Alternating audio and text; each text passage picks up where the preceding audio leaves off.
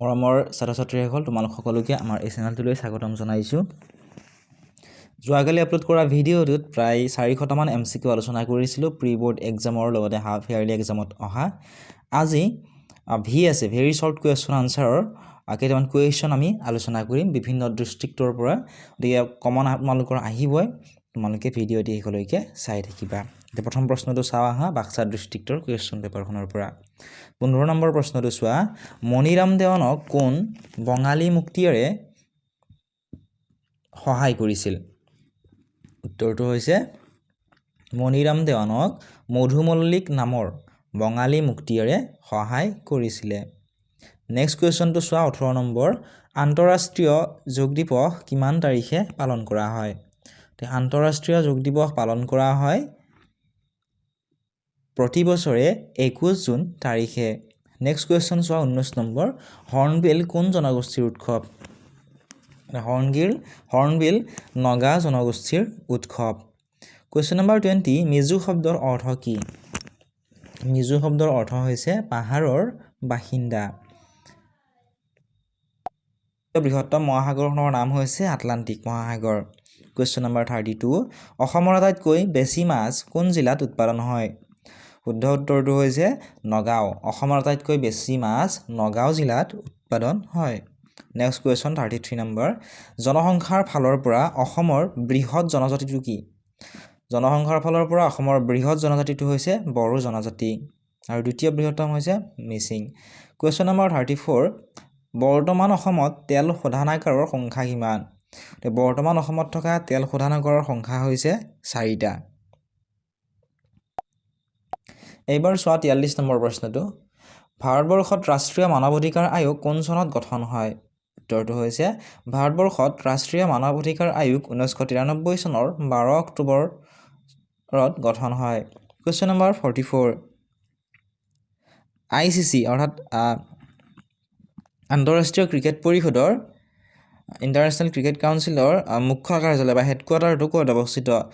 ICC বা আন্তঃৰাষ্ট্ৰীয় cricket পৰিষদৰ মুখ্য কাৰ্যালয় বা হেডকোৱাৰ্টাৰটো ডুবাইত অৱস্থিত।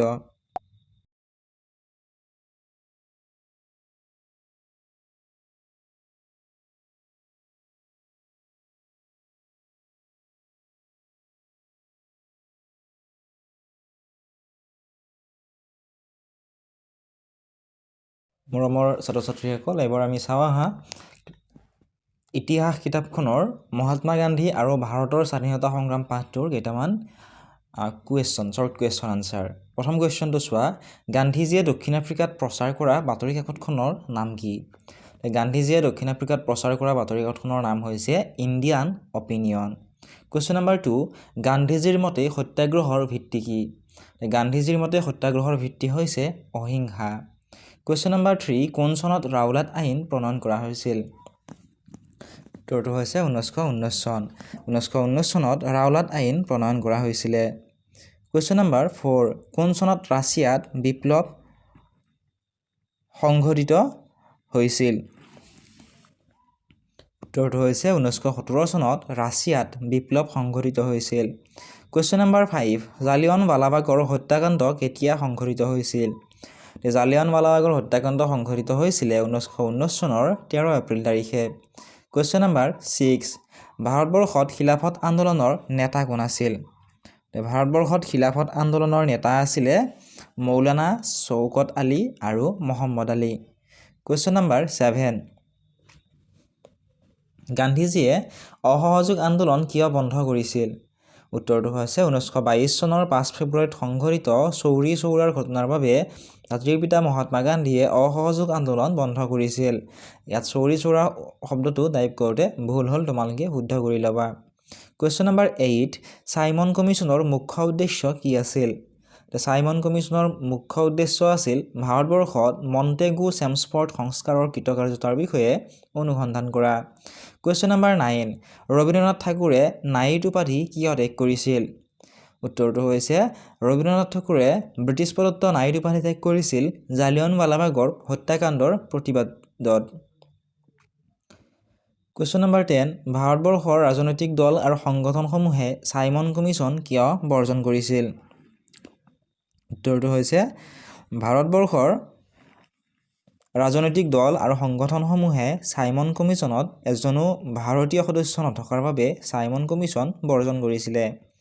কুৱেশ্যন নম্বৰ 11 ভাৰতীয় জাতীয় কংগ্ৰেছৰ কোনখন অধিৱেশনত পূৰ্ণ স্বৰাজৰ দাবী উত্থাপন কৰা হৈছিল? উত্তৰটো হৈছে ভাৰতীয় জাতীয় কংগ্ৰেছৰ 1929 চনৰ লাহোৰ অধিৱেশনত পূৰ্ণ স্বৰাজৰ দাবী উত্থাপন কৰা হৈছিল। কুৱেশ্যন নম্বৰ 12 কোন চনত মহাত্মা গান্ধী আইন অধ্যয়ন কৰিবলৈ লণ্ডনলৈ গৈছিল? উত্তৰটো হৈছে 1888 চনত মহাত্মা গান্ধী আইন অধ্যয়ন কৰিবলৈ লণ্ডনলৈ গৈছিল। কুৱেশ্যন নম্বৰ 13 কাক সীমান্ত গান্ধী বুলি কোৱা হয়? উত্তৰটো হৈছে খান আব্দুল গফুৰ খানক সীমান্ত গান্ধী বুলি কোৱা হয়। কুৱেশ্যন নম্বৰ 14 গান্ধী আৰউইন চুক্তি কেতিয়া স্বাক্ষৰিত হৈছিল? উত্তৰটো হৈছে 1931 চনৰ 5 মাৰ্চত গান্ধী আৰউইন চুক্তি স্বাক্ষৰিত হৈছিল। কুৱেশ্যন নম্বৰ 15 দ্বিতীয় ঘূৰণীয়া মেজমেলত ভাৰতীয় জাতীয় কংগ্ৰেছৰ প্ৰতিনিধি হিচাপে কোনে যোগদান কৰিছিল? উত্তৰটো হৈছে দ্বিতীয় ঘূৰণীয়া মেজমেলত ভাৰতীয় জাতীয় কংগ্ৰেছৰ প্ৰতিনিধি হিচাপে জাতিৰ পিতা মহাত্মা গান্ধীয়ে যোগদান কৰিছিল। কুৱেশ্যন নম্বৰ 16 দ্বিতীয় বিশ্বযুদ্ধ কেতিয়া আৰম্ভ হৈছিল?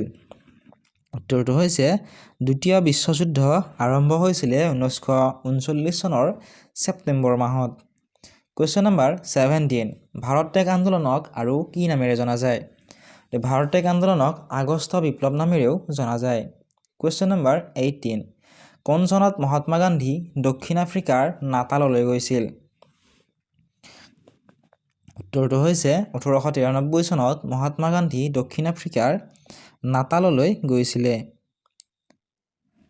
নেক্সট কুৱেশ্যন 19 নম্বৰ গান্ধীজীয়ে নাটালত প্ৰতিষ্ঠা কৰা সংগঠনটোৰ নাম কি? গান্ধীজীয়ে নাটালত প্ৰতিষ্ঠা কৰা সংগঠনটোৰ নাম হৈছে Natal Indian Congress. Question number 20 কৰিম কিম্বা মৰিম বা ডু অৰ ডাই এই বাণীটো কাৰ?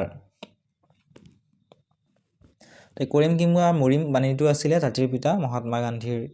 কুৱেশ্যন নম্বৰ 21 ভাৰত আৰু পাকিস্তানৰ মাজৰ সীমাৰেখাডালৰ নাম কি? ভাৰত আৰু পাকিস্তানৰ মাজৰ যিডাল সীমাৰেখা আছে সেই সীমাৰেখাডালৰ নাম হৈছে ৰেড ক্লিফ লাইন আৰু ভাৰত আৰু চীনৰ মাজত থকা ডালৰ নাম হৈছে মেকমোহন লাইন। ঠিক আছে, এইবাৰ চাওঁ আহা অধ্যায় 1 বংগ বিভাজন আৰু স্বদেশী আন্দোলনৰ পাঠটোৰ কেইটামান MCQ টাইপৰ শৰ্ট কুৱেশ্যন আনচাৰ। 1 নম্বৰ প্ৰশ্ন বংগভংগ আন্দোলনৰ প্ৰাথমিক কাৰ্যসূচী কি আছিল? এই কুৱেশ্যনটো 2016 আৰু 17 চনৰ মেট্ৰিক পৰীক্ষাটো আহিছিল।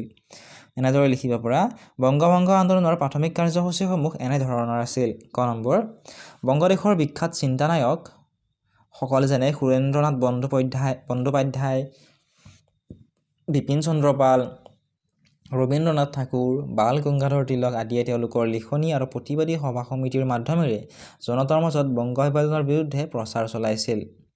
গতিকে 1 নম্বৰ বা 2 নম্বৰ দিলেহে তোমালোকে এইখিনি লিখিব লাগিব। যদি দীঘল বেছিকৈ নম্বৰ দিয়ে তোমালোকে দীঘলকৈ লিখিব লাগিব আৰু যদি দীঘলকৈ লাগে কমেণ্ট কৰিবা, মই চেষ্টা কৰিম দীঘলকৈ লিখি দিবলৈ। কুৱেশ্যন নম্বৰ 2 বংগ বিভাজনে সৃষ্টি কৰা পূৰ্ববংগ আৰু অসম নামৰ প্ৰদেশখনৰ সৈতে সংলগ্ন হোৱা বংগদেশৰ প্ৰধান 3টা ভৌগোলিক সংমণ্ডল উল্লেখ কৰা। উত্তৰটো হৈছে বংগদেশৰ প্ৰধান ভৌগোলিক সংমণ্ডল 3টা হ'ল ৰাজখাহী, ঢাকা আৰু চট্টগ্ৰাম। কুৱেশ্যন নম্বৰ 3 ব্ৰিটিছ চৰকাৰে কিমান চনত দিল্লীত দৰবাৰ পাতি বংগ ভংগ আঁচনি বাতিল কৰিছিল? এই কুৱেশ্যনটো 2016 চনৰ মেট্ৰিক পৰীক্ষাটো আহিছিলে। গতিকে এই কুৱেশ্যনটোৰ উত্তৰ হৈছে ব্ৰিটিছ চৰকাৰে 1911 চনৰ 12 ডিচেম্বৰ তাৰিখে দিল্লীত দৰবাৰ পাতি বংগভংগ আঁচনি বাতিল কৰিছিলে। Next question 4 number Vande Mataram গীতটো কোনে ৰচনা কৰিছিল? বন্দে মাতৰম গীতটো ৰচনা কৰিছিল বংকিম চন্দ্ৰ চট্টোপাধ্যায়ে। 2011 আৰু 2014 চনৰ মেট্ৰিক পৰীক্ষাত এই কুৱেশ্যনটো আহিছিল। কুৱেশ্যন নম্বৰ 5 লাল বাল পাল কোন আছিল? 2012 চনত আহিছিল এই কুৱেশ্যনটো। উত্তৰটো লিখিবা এনেদৰে লাল বাল পাল বংগদেশৰ 3জন প্ৰধান চিন্তানায়ক আৰু স্বদেশী আন্দোলনৰ গুৰিধৰ্তা আছিল। লালে বুজাই লালা লাজপত ৰায় আৰু বাল মানে হৈছে বাল গংগাধৰ তিলক আৰু পাল মানে হৈছে বিপিন চন্দ্ৰ পাল। এওঁলোক 3জনৰ নামটো চমুকৈ লাল বাল পাল বুলি কোৱা হয় বা লাল বাল পাল বুলি ক'লে এওঁলোক 3জনক জনা যায়। নেক্সট কুৱেশ্যন কাৰ কাৰ্যকালত বংগ বিভাজন আঁচনিখন কাৰ্যকৰী কৰা হৈছিল? উত্তৰটো হৈছে লৰ্ড কাৰ্জনৰ কাৰ্যকালত বংগ বিভাজন আঁচনিখন কাৰ্যকৰী কৰা হৈছিলে 2014 লগতে 2017 চনৰ মেট্ৰিক পৰীক্ষাত কুৱেশ্যনটো আহিছিল নেক্সট কুৱেশ্যনটো আহিছিল 2013 চনৰ মেট্ৰিক পৰীক্ষাত কুৱেশ্যনটো আছিল লৰ্ড মিণ্টো কোন আছিল উত্তৰটো হৈছে লৰ্ড মিণ্টো আছিল লৰ্ড কাৰ্জনৰ পিছৰজন ভাইচৰয় তেওঁৰ প্ৰৰোচনাতে মুছলিম লীগ গঠন হৈছিলে নেক্সট কুৱেশ্যন কাৰ কাৰ্যকালত বংগ বিভাজন আঁচনিখন কাৰ্যকৰী কৰা হৈছিল উত্তৰটো হৈছে লৰ্ড কাৰ্জন নেক্সট কুৱেশ্যনটো চোৱা 8 নম্বৰ আগা খাঁৰ নেতৃত্বত মুছলমান সজাতি দলটোৱে চিমলাত ব্ৰিটিছ ভাইচৰয়ৰ ওচৰত কি অনুৰোধ জনাইছিল 2014 চনৰ মেট্ৰিক পৰীক্ষাত এই কুৱেশ্যনটো আহিছিল উত্তৰটো লিখিব পৰা এনেদৰে চিমলাত ব্ৰিটিছ ভাইচৰয়ৰ ওচৰত মুছলমান সজাতি দলটোৱে এনেদৰে অনুৰোধ জনাইছিল ক নম্বৰ প্ৰস্তাৱিত শাসন সংস্কাৰ আঁচনিত মুছলমানসকলৰ অধিকাৰ আৰু স্বাৰ্থ সুৰক্ষিত কৰাৰ বাবে আৰু খ মুছলমানসকলৰ বাবে সাংবিধানিক সুকীয়া নিৰ্বাচনী মণ্ডল গঠনৰ বাবে অনুৰোধ জনাইছিল এইবাৰ চাও আহা শুদ্ধ অশুদ্ধ বিচাৰ কৰা তোমালোকৰ পৰীক্ষাত আহিব পাৰে ৰাইট ট্ৰু অৰ ফলছ এই নম্বৰটো চোৱা আধুনিক অৰ্থনৈতিক ভূগোলৰ পিতৃ হ'ল জৰ্জ চিজহম এই বাক্যটো শুদ্ধ নে অশুদ্ধ ট্ৰু নে false the father of modern economic geography is George Chisholm উত্তৰটো নিশ্চয় জানাই শুদ্ধ গতিকে আধুনিক অৰ্থনৈতিক ভূগোলৰ পিতৃ হিচাপে আমি জৰ্জ চিজহমক জানো গতিকে বাক্যটো কি হ'ব ট্ৰু হ'ব শুদ্ধ বাক্য এতিয়া নেক্সট আমি চাও আহাচোন IUCNৰ এইটো ফুল ফৰ্ম IUCNৰ ফুল ফৰ্মটো কি কৈছে চোৱা IUCNৰ সম্পূৰ্ণ ৰূপটো হৈছে international union for conservation of nature The full form of IUCN is International Union for Conservation of Nature গতিকে এই বাক্যটো শুদ্ধ নে অশুদ্ধ মানে কমেন্ট বক্সত জনোৱাচোন বাক্যটো শুদ্ধ নে অশুদ্ধ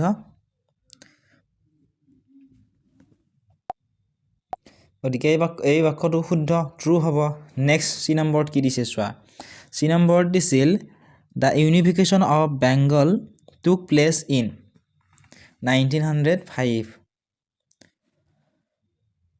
গতিকে বংগদেশৰ একত্ৰীকৰণ হৈছিল কিমান চনত বুলি কৈছে 1905 চনত বুলি কৈছে গতিকে এইটো কি হ'ব অশুদ্ধ বাক্য হ'ব অশুদ্ধটো কি হ'ব কিমান চনত আছিল বংগদেশৰ একত্ৰীকৰণ হৈছিল 1911 চনত যেহেতু ইয়াত 1905 বুলি কৈছে গতিকে এই বাক্যটো কি হ'ব অশুদ্ধ বাক্য হ'ব ঠিক আছে ফলছ নেক্সট ডি নম্বৰ দিছিল ইয়াণ্ডাবু সন্ধি স্বাক্ষৰিত হৈছিল 1857 চনত ইয়াৰ উত্তৰটো the treaty of Yandabo signed in 1857 ইয়াৰ উত্তৰটো নিশ্চয় তোমালোকে জানাই ইয়াণ্ডাবু সন্ধি কাৰ মাজত হৈছিলে ব্ৰিটিছ আৰু মান ৰজাৰ মাজত কিমান চনত হৈছিলে 1826 চনত কিমান তাৰিখে হৈছিলে 1826 চনৰ 24 তাৰিখে হৈছিল গতিকে ইয়াত যেহেতু আমাক 1857 চন বুলি কৈছে এই বাক্যটো কি হ'ব অশুদ্ধ হ'ব ঠিক আছে ই নম্বৰটো চোৱা মহাত্মা গান্ধীয়ে পোনপ্ৰথমে সত্যাগ্ৰহ শব্দটো দক্ষিণ আমেৰিকাত ব্যৱহাৰ কৰিছিল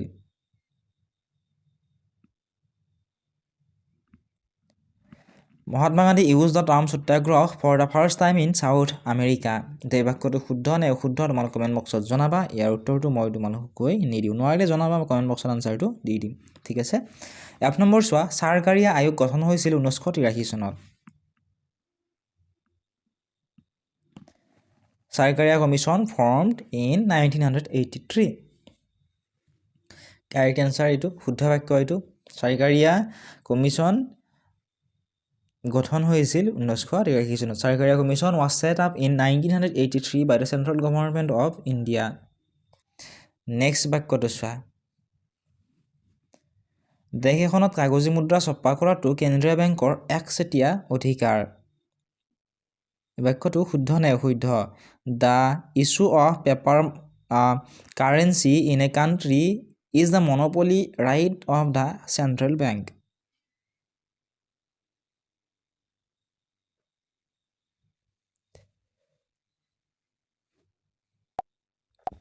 Next lesson more চেকক মুদ্ৰা হিচাপে গণ্য কৰিব পাৰি cheque can be regarded as money এটো ট্ৰু নে ফলছ সুধিছিল এইটো সেন্টেন্স হৈছে ট্ৰু ঠিক আছে এতিয়া আকৌ 3 নম্বৰ দিছিল খালী ঠাই পূৰ কৰা fill in the blanks. Number দিছিল পূৰ্ণ স্বৰাজৰ দাবী উত্থাপন হৈছিল কংগ্ৰেছৰ ডেছ অধিৱেশনত।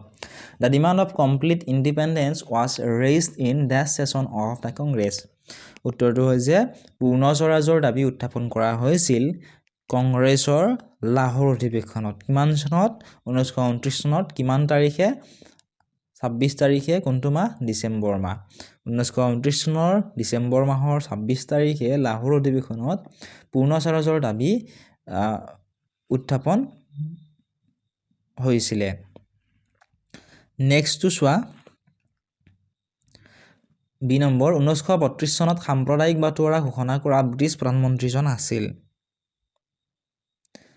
The British Prime Minister who announced the Communal Award in 1930 was 1932 চনত সাম্প্ৰদায়িক বাটোৱাৰা ঘোষণা কৰা ব্ৰিটিছ প্ৰধানমন্ত্ৰীজনৰ নাম আছিল ৰামছে মেকডোনাল্ড। এতিয়া চোৱা চি নম্বৰ। মণিৰাম দেৱানৰ লগত ডেছক ফাঁচীকাঠত ওলমোৱা হৈছিল।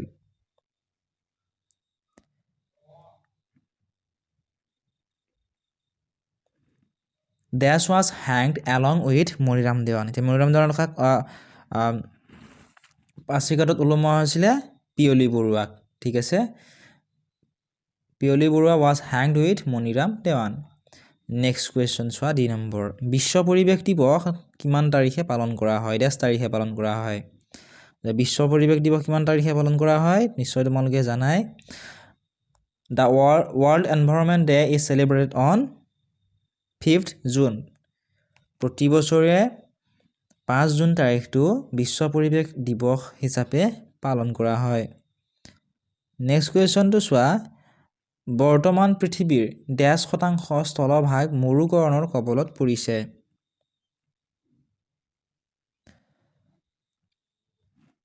At present, around 10% of the land surface is affected by desertification.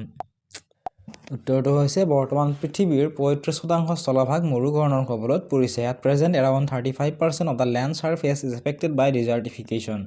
কিন্তু আন এখন কিতাপত 32%ও পাইছিল। তোমালোকে ভালদৰে কিতাপত চাই ল'বা। এক নম্বৰ প্ৰশ্নটো চোৱা। 1926 চনত প্ৰতিষ্ঠা হোৱা অসমৰ প্ৰথমটো বেংক হ'ল? This was the first bank in Assam set up in 1926. 1926 চনত প্ৰতিষ্ঠা হোৱা অসমৰ প্ৰথমটো বেংকৰ নাম হৈছে Guwahati bank. Guwahati bank was the first bank in Assam set up in 1926. Next question চোৱা। ডেছ আছিল সংবিধান সভাৰ স্থায়ী সদস্য? ডেছ was the permanent president of Constituent Assembly.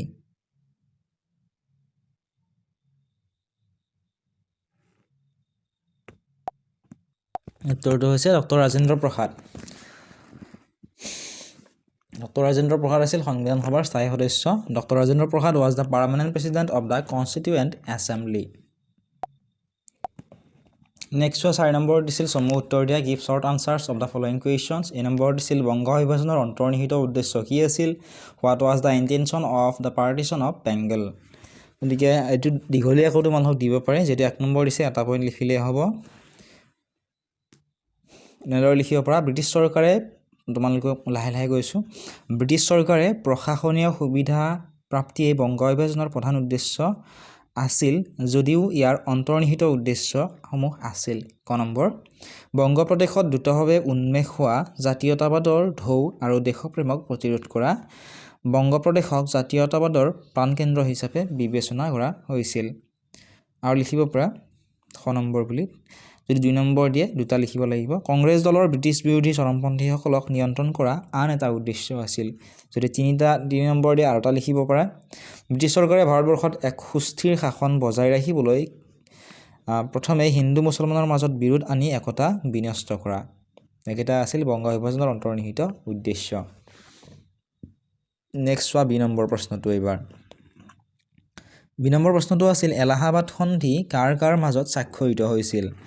Between whom was the Treaty of Allahabad signed? উত্তৰটো হৈছে এলাহাবাদ সন্ধি মোগল সম্ৰাট শ্বাহ আলম আৰু ৰবাৰ্ট ক্লাইভৰ মাজত স্বাক্ষৰিত হৈছিল। তোমালোকে লিখি ল'ব পৰা, আৰু এবাৰ কৈছোঁ, এলাহাবাদ সন্ধি মোগল সম্ৰাট শ্বাহ আলম আৰু ৰবাৰ্ট ক্লাইভৰ মাজত স্বাক্ষৰিত হৈছিলে। কুৱেশ্যন নম্বৰ চি, 4ৰ চি, বন্দে মাতৰম গীতটোৰ ৰচক কোন? Who composed the song Vande Mataram? Vande Mataram গীতটোৰ ৰচক হৈছে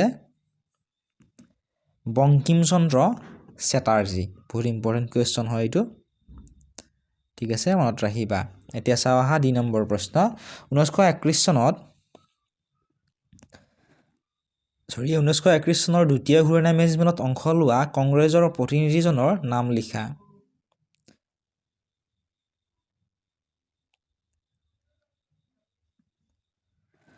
Name the Congress representative who participated in the second round table conference of 1931.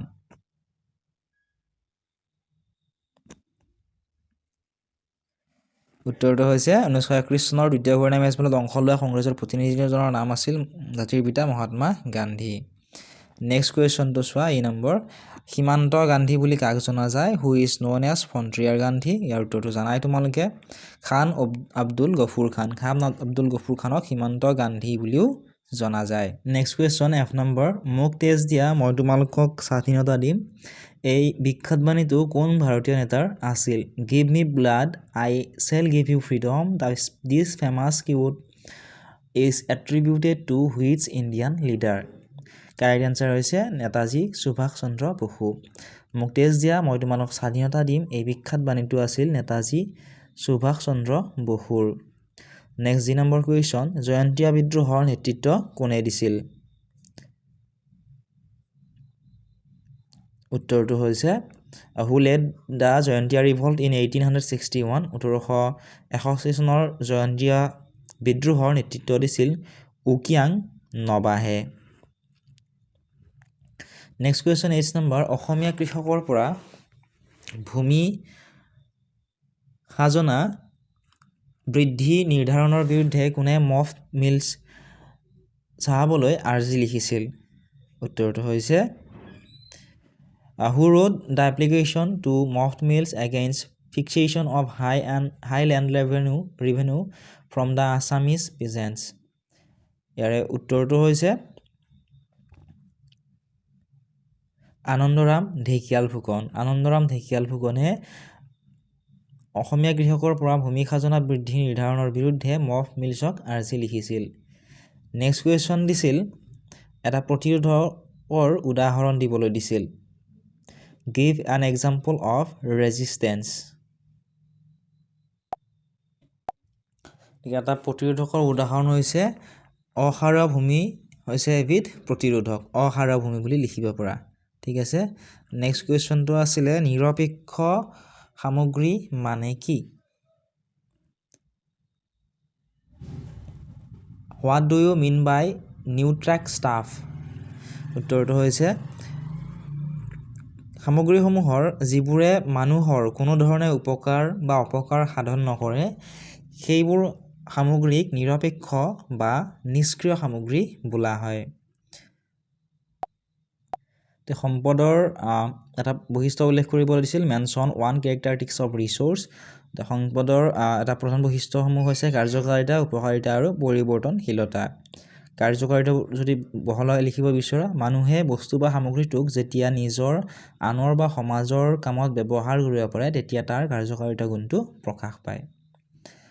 Next question চোৱা, L নম্বৰ কুৱেশ্যনটো আছিল সেউজ গৃহ গেছ মানে কি বুজা? What do you mean by greenhouse gas?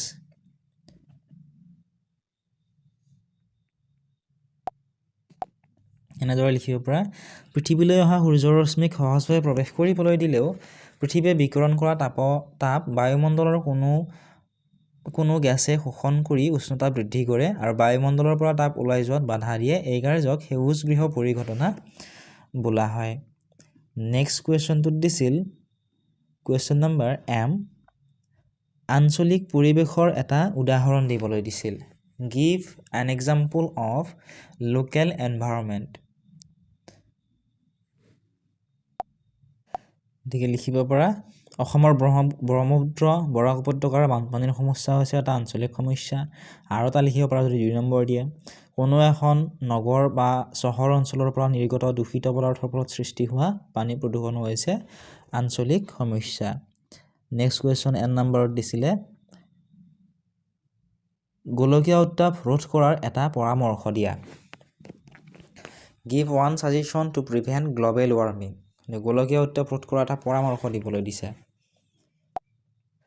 এই গোলকীয় উত্তাপ ৰোধ কৰাৰ উপায়সমূহ হৈছে গছ গছনি ৰুই আমি গোলকীয় উত্তাপ ৰোধ কৰিব পাৰোঁ, বা জীৱাশ্ম ইন্ধনৰ ব্যৱহাৰ কম কৰি আমি গোলকীয় উত্তাপ বৃদ্ধি ৰোধ কৰিব পাৰোঁ। কুৱেশ্যন নম্বৰ অ'ত কি দিছে চোৱা, সাৰ্বভৌম মানে কি বুজা? What do you mean by sovereign? সাৰ্বভৌম মানে কি বুজা? এনেদৰে লিখিব পৰা সাৰ্বভৌমত্ব হৈছে ৰাষ্ট্ৰৰ সৰ্বোচ্চ ক্ষমতা, অৰ্থাৎ বাহ্যিকভাৱে ভাৰতবৰ্ষত কোনো বিদেশী শক্তিৰ তলতীয়া নহয় আৰু আভ্যন্তৰীণভাৱে ভাৰতবৰ্ষ কোনো শক্তিৰ দ্বাৰা পৰিচালিত নহয়। নেক্সট কুৱেশ্যন চোৱা, পি নম্বৰত দিছিলে ভাৰতীয় সংবিধানৰ 1974 চনত হোৱা 42তম সংশোধনী আইনৰ জৰিয়তে কোনটো শব্দ প্ৰস্তাৱনাত সংযোজন কৰা হৈছিল? Which word was incorporated in the preamble of Indian Constitution through 42 Amendment in 1976? উত্তৰটো হৈছে ভাৰতীয় সংবিধানৰ 1974 চনত হোৱা 42 নং সংশোধনী আইনৰ জৰিয়তে সমাজবাদী শব্দটো প্ৰস্তাৱনাত সংযোজন কৰা হৈছিলে। নেক্সট কুৱেশ্যন, খচৰা কমিটিৰ অধ্যক্ষজনৰ নাম কি? What is the name of the chairman of drafting committee? খচৰা কমিটিৰ অধ্যক্ষজনৰ নাম হৈছে ডক্টৰ B.R. আম্বেদকাৰ। নেক্সট কুৱেশ্যনত দিছিল বিনিময় প্ৰথা কি? What is barter system? উত্তৰটো এনেদৰে লিখিব পৰা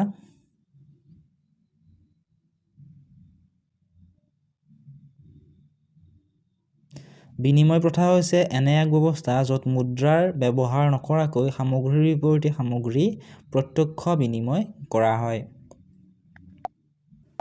নেক্সট কুৱেশ্যন এছ নম্বৰ, অবিহিত মুদ্ৰাৰ এটা উদাহৰণ দিয়া। Give an example of non legal tender money. গতিকে অবিহিত মুদ্ৰাৰ এটা উদাহৰণ হৈছে চেক মুদ্ৰা। চেক মুদ্ৰা হৈছে অবিহিত মুদ্ৰাৰ উদাহৰণ। কুৱেশ্যন নম্বৰ 3, মুদ্ৰাৰ সবাতোকৈ গুৰুত্বপূৰ্ণ বৈশিষ্ট্য কি? What is the most important characteristics of money? গতিকে মুদ্ৰাৰ সবাতোকৈ গুৰুত্বপূৰ্ণ বৈশিষ্ট্যটো হৈছে ইয়াৰ সাধাৰণ গ্ৰহণযোগ্যতা। নেক্সট কুৱেশ্যন 5 নম্বৰ, ৰবীন্দ্ৰনাথ ঠাকুৰে কিয় নাইট উপাধি ত্যাগ কৰিছিল? ৰবীন্দ্ৰনাথ ঠাকুৰক নাইট উপাধি ব্ৰিটিছে দিছিল। Why did Rabindranath Tagore renounce his knighthood? Rabindranath ঠাকুৰে নাইট উপাধি ত্যাগ কৰিছিল জালিয়ানৱালাবাগৰ হত্যাকাণ্ডৰ প্ৰতিবাদত। কুৱেশ্যন নম্বৰ 6, গান্ধী আৰউইন চুক্তি কি? ইয়াৰ দুটা চৰ্ত লিখা। What is Gandhi Irwin pact write two conditions of this act? বহুত ইম্পৰ্টেণ্ট কুৱেশ্যন হয় এইটো, এবাৰ পৰীক্ষাত আহিব পাৰে, তোমালোকে ভালদৰে চাবা। গান্ধী আৰউইন চুক্তি কি আৰু ইয়াৰ দুটা চৰ্ত? উত্তৰটো তোমালোকে এনেদৰে লিখিব পৰা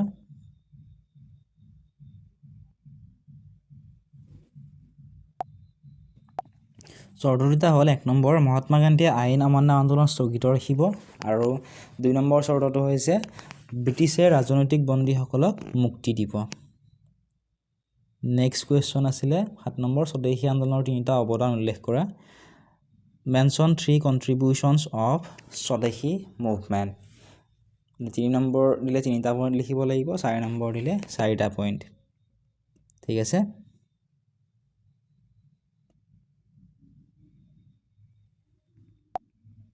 উত্তৰটো হৈছে স্বদেশী আন্দোলনৰ তিনিটা ফলাফল। 1 নম্বৰ, স্বদেশী আন্দোলনে ভাৰতবাসীৰ মনত জাতীয়তাবাদৰ ভাৱ জগাই তুলিছিল। 2 নম্বৰ, জনসাধাৰণে বিদেশী পণ্য বৰ্জন কৰিবলৈ লৈছিল, ফলত স্বদেশী শিল্পই গা কৰি উঠিছিল। 3 নম্বৰ, দেশত স্বদেশী শিক্ষা অৰ্থাৎ জাতীয় শিক্ষাৰ ঢৌ উঠি বহুতো জাতীয় বিদ্যালয় কলেজ আদি গঢ় লৈ উঠিছিল। নেক্সট তোমালোকে এইকেইটা ইম্পৰ্টেণ্ট কুৱেশ্যন চাই যাবা। অসমত 1857-58 চনৰ বিদ্ৰোহৰ বিফল হোৱাৰ কাৰণবোৰ লিখা আৰু অসহযোগ আন্দোলনৰ কাৰকবোৰ কি কি, মহাত্মা গান্ধীয়ে কিয় এই আন্দোলন বন্ধ কৰিছিল, এইটা বহুত ইম্পৰ্টেণ্ট কুৱেশ্যন হয়। নৱীকৰণযোগ্য আৰু অনৱীকৰণযোগ্য সম্পদ চাবাই, তাৰপৰা 1 নম্বৰ শ্বৰ্ট কুৱেশ্যন হ'লেও আহিব MCQ টাইপৰ। নেক্সট, সম্পদ সংৰক্ষণৰ লগত জড়িত সংস্থা আৰু সেইবোৰৰ ভূমিকা, এইটো কুৱেশ্যন তোমালোকে চাবা। তাৰপিছত তোমালোকে শেষৰ কুৱেশ্যনটো চাই যাবা। ভাৰতবৰ্ষৰ যুক্তৰাষ্ট্ৰীয় ব্যৱস্থাৰ বৈশিষ্ট্যসমূহ আলোচনা কৰা, discuss the characteristics of Indian federal system, এইকেইটা বহুত ইম্পৰ্টেণ্ট কুৱেশ্যন হয়। এইখিনি আছিল আজিৰ এই ভিডিঅ'টি। যদি ভিডিঅ'টো চাই ভাল পাইছা বা উপকৃত হৈছোঁ বুলি ভাবা, ভিডিঅ'টি লাইক কৰি দিয়াৰ লগতে চেনেলটো ছাবস্ক্ৰাইব কৰি দিবলৈ নাপাহৰিবা।